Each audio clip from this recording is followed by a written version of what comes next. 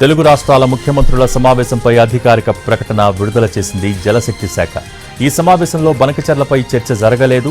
గంటన్నర పాటు కొనసాగిన సమావేశంలో చర్చించిన అంశాలపై స్పష్టంగా నోట్ విడుదల చేసింది కేంద్ర జలశక్తి శాఖ.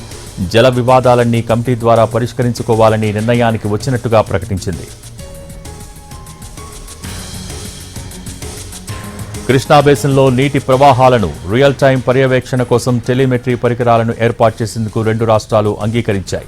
శ్రీశైలం ఆనకట్టను రక్షించడానికి, నిర్వహణ సమస్యలను పరిష్కరించడానికి తక్షణ చర్యలు తీసుకోవాలని కూడా అంగీకరించారు.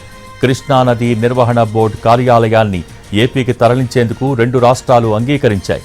మిగిలిన సమస్యలను సమగ్రంగా, సాంకేతికంగా పరిష్కరించడానికి రెండు రాష్ట్రాలు కేంద్ర ప్రభుత్వాల నుంచి సీనియర్ అధికారులు, సాంకేతిక నిపుణులతో కూడిన కమిటీని ఏర్పాటు చేయాలని నిర్ణయించారు.